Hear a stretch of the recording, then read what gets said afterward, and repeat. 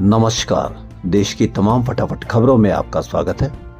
खबरों के लिए आपसे निवेदन की यदि आपने हमारे चैनल को सब्सक्राइब नहीं किया है तो कृपया करके आपके अपने चैनल को सब्सक्राइब करना ना भूलें। आप सब्सक्राइब करते हैं तो हमें हिम्मत होती है सही और सच्ची खबरें आप तक पहुंचाने की। तो क्या है आज की बड़ी खबर? जी हाँ, ये खबर दुखद भरी खबर प्रयागराज की। जी हाँ, प्रयागराज में महाकुंभ के मेले क्षेत्र में शाम करीब 4:30 बजे आग लग गई। बताया जा रहा है कि शास्त्री ब्रिज के पास सेक्टर 19 में गीता प्रेस के कैंप में ये आग लगी। गीता प्रेस के 180 कोटेज आग में जल गए। अफसरों के अनुसार खाना बनाते समय सिलेंडर ब्लास्ट हो गया था। इसके बाद कई सिलेंडर ब्लास्ट हो गए। आग बुझाने के लिए 12 फायर ब्रिगेड भेजी गई थी। फायर ब्रिगेड ने आग पर 1 घंटे के भीतर ही काबू पा लिया। ये एक बहुत ही सुखद और सराहनीय प्रयास। एक सन्यासी के पैसे भी जलने की खबर है। मेला सीएफओ ने बताया कि आग से करीब 500 लोगों को बचाया गया है। मुख्यमंत्री योगी आदित्यनाथ घटनास्थल पर पहुंचकर हालात का जायजा लिया। महाकुंभ मेला क्षेत्र को फायर फ्री बनाने के लिए यहां 350 से ज्यादा फायर ब्रिगेड और 2000 से ज्यादा ट्रेड मैन पावर, 50 अग्निशमन केंद्र और 20 फायर पोस्ट बनाए गए हैं। और सभी से निवेदन है कि कृपया करके यहाँ कोई अफवाह न फैलाए, क्योंकि आग काबू पा लिया गया है और यह किसी भी कहीं पर भी लगी हो लेकिन आग पर काबू पा लिया गया हो। तो कृपया करके ऐसी अफवाह नहीं फैलाए कि कोई किसी की वजह से आग लग गई या किसी ने आग लगा दी। कांग्रेस नेता राहुल गांधी ने रविवार को गरीब और मेहनतकश वर्ग के लिए व्हाइट टी शर्ट मूवमेंट अभियान शुरू किया है। कांग्रेस का कहना है कि व्हाइट टी शर्ट सिर्फ कपड़े का टुकड़ा नहीं बल्कि संविधान की रक्षा और न्याय के लिए खड़े होने का प्रतीक है। पार्टी ने आगे कहा कि आज मेहनतकश वर्ग मोदी सरकार की गलत नीतियों की वजह से भयंकर दबाव में जी रहा है। बढ़ रही महंगाई ने इनके सपने को तोड़ दिया है। कंपनियां तो फायदे में, लेकिन इनकी आमदनी नहीं बढ़ रही। जिंदगी और बदतर होती जा रही है। मेहनतकश वर्ग उत्पीड़न, हिंसा और शोषण का शिकार होते जा रहे हैं। देश में धन असमानता सभी बड़ी समस्या है।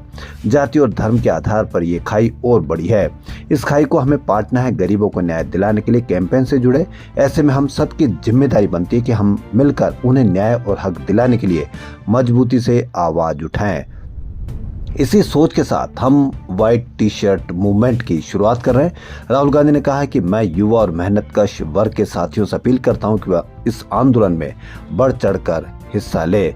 सितंबर 2022 में कांग्रेस की भारत जोड़ो न्याय यात्रा में राहुल गांधी की टी शर्ट चर्चा में आई। उन्होंने बर्बेरी कंपनी की सफेद रंग की टी शर्ट पहनी थी।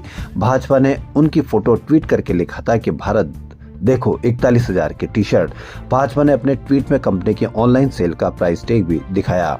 भाजपा के ट्वीट के जवाब में कांग्रेस बड़ी हमलावर हुई और कांग्रेस के हमलावर होने से भाजपा ने इस ट्वीट को एक घबराहट के रूप में देखा और कांग्रेस ने लिखा कि अरे घबरा गए क्या? भारत जोड़ो यात्रा में उमड़े जनसैलाब को देखकर मुद्दे की बात करो, बेरोजगारी और महंगाई पर बोलो। बाकी कपड़ों पर चर्चा करनी है तो मोदी जी के 10 लाख के सूट और 1.5 लाख के चश्मे तक बात जाएगी। बताओ करनी है क्या? और इसके बाद ये कैंपेन शांत हुआ। सभी फसलों की एमएसपी पर खरीद समेत 12 मांगों को लेकर 55 दिन से अनशन कर रहे 70 साल के किसान नेता जगजीत सिंह डल्लेवाल को ग्लूकोज चढ़ाया गया है। शनिवार को केंद्रीय कृषि और किसान कल्याण विभाग के जॉइंट सेक्रेटरी पंजाब और हरियाणा के खनौंडी बॉर्डर पर पहुंचे थे। उन्होंने डल्लेवाल से मिलकर मीटिंग का न्योता दिया। केंद्र की तरफ से बातचीत का प्रस्ताव मिलने के बाद किसानों ने डल्लेवाल को मेडिकल ट्रीटमेंट देने के लिए हामी भर दी और देर रात उन्हें ग्लूकोज चढ़ाया गया। अब चंडीगढ़ में 14 फरवरी को किसान संगठनों की भारत और पंजाब सरकार के मंत्रियों के साथ बैठक होगी। केंद्र की तरफ से बातचीत का जो प्रस्ताव दिया गया उसमें लिखा है कि भारतीय किसान यूनियन और किसान मजदूर मोर्चा की मांगों को लेकर भारत सरकार और पंजाब सरकार के मंत्रियों के साथ 14 फरवरी को बैठक होगी।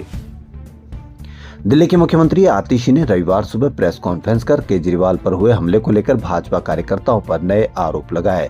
उन्होंने कहा कि केजरीवाल पर भाजपा के 3 गुंडों ने हमला किया। ये तीनों हार्डकोर क्रिमिनल थे जो केजरीवाल की हत्या करना चाहते थे। तीनों पर चोरी, डकैती से लेकर हत्या तक के प्रयास के मामले दर्ज है। आतिशी ने कहा कि ये आम कार्यकर्ता नहीं, सधे हुए गुंडे हैं। चुनाव में हार को देखते हुए भाजपा बौखला गई है। वो केजरीवाल की जान लेने पर उतर आई है। हमलावरों में पहला राहुल उर्फ शंकित था ये भाजपा का नेता है। प्रवेश वर्मा का बेहद खास है। इसके अलावा दूसरा हमलावर का नाम रोहित त्यागी है। रोहित भी प्रवेश वर्मा का प्रचार करता है। तीसरा शख्स सुमित है। इस पर चोरी डकैती का केस है।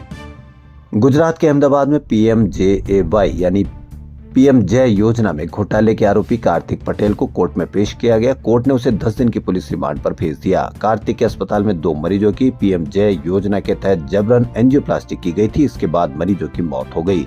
घटना के बाद कार्तिक त्यागी फरार हो गया। पुलिस ने उसे शनिवार रात अहमदाबाद एयरपोर्ट से दुबई से लौटने पर गिरफ्तार किया। पुलिस ने कोर्ट में कहा कि कार्तिक और उसकी टीम ने मरीजों की जांच रिपोर्ट में 30 से 80% ब्लॉकेज दिखाए ताकि PMJay का लाभ उठाया जा सके। 956 दिनों में योजना के तहत 3500 से ज्यादा क्लेम किए गए। 3800 एंजियोप्लास्टी और एंजियोग्राफी की गई। इसकी आप चर्चा अवश्य करनी चाहिए कि कहीं इन का लाभ कोई गैर व्यक्ति तो नहीं उठा रहा है। 28 साल के हर्षित चौबे अपनी जिंदगी के सबसे खूबसूरत पल जी रहे थे। धूमधाम से बारात लेकर अपनी दुल्हनिया को लेने के लिए आए। शादी समारोह के दौरान सब कुछ सही चल रहा था। हर किसी के चेहरे पर खुशी थी। कुछ ही देर में वरमाला हुई और फिर फेरों की रस्म शुरू की गई। लेकिन कुछ ही पल में सब कुछ बदल गया। शहनाई वाले घर में मातम छा गया। लाल जोड़े में बैठी हर्षित चौबे की दुल्हन की जिंदगी मानो एक पल में थम गई। जिसके साथ वो अपने नए जीवन की शुरुआत करने वाली थी, उसी ने गोदी में दम तोड़ दिया। यह दुखद मामला मध्य प्रदेश के सागर का है। शादी के मंडप में फेरों के दौरान दूल्हे हर्षित चौबे की मौत हो गई। फेरों के समय हर्षित चौबे को घबराहट हो रही थी और सीने में दर्द की भी शिकायत थी। ऐसे में माना जा रहा है कि उसे हार्ट अटैक आया। उसने बाजू में बैठी अपनी दुल्हन से दर्द की बात शेयर भी की थी, लेकिन उनको लगा कि शायद थकावट की वजह से ये हो रहा है। लेकिन कुछ ही मिनटों में हर्षित चौबे ने दुल्हन की गोद में सिर रखकर और अचेत हो गए। क्या आप इन खबरों को देखकर चिंतित नहीं होते हैं? और क्या मीडिया पर इसकी चर्चा नहीं होनी चाहिए? क्योंकि आए दिन इस तरह की खबरें यह किसी न किसी आम आदमी को तोड़ती है। लेकिन कोई मीडिया आपकी इस तरह की किसी भी खबर को कोई चर्चा नहीं करेंगे, क्योंकि हो सकता है क्योंकि कोरोना काल में लगे हुए टीके पर इसका आरोप आ जाए या और कोई बात हो जाए। इसलिए किसी मीडिया पर आपको कोई चर्चा देखने को नहीं मिलेगी। बॉलीवुड एक्टर सैफ अली खान के घर में घुसकर हमला करने के मामले में मुंबई पुलिस ने एक आरोपी को गिरफ्तार करने का दावा किया है। बॉलीवुड एक्टर सैफ अली खान के आप मीडिया कवरेज देखेंगे तो ऐसा लगता है कि सिर्फ उनके घर वाले ही इस अपराध में लड़ने के लिए खड़े हुए हैं।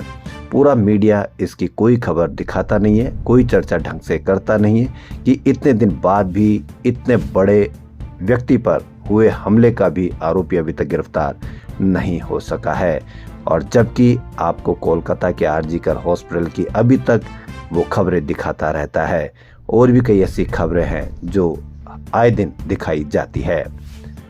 प्रधानमंत्री नरेंद्र मोदी ने आज मन की बात के 118वें एपिसोड में महाकुंभ और रामलला का जिक्र किया। उन्होंने कहा कि महाकुंभ में दुनिया भर से लोग आते हैं। ये सामाजिक समरसता का ऐसा संगम है जहां जात पात ऊंच नीच से परे लोग एक दूसरे के साथ पवित्र स्नान करते हैं, भंडारों में भोजन और प्रसाद लेते हैं।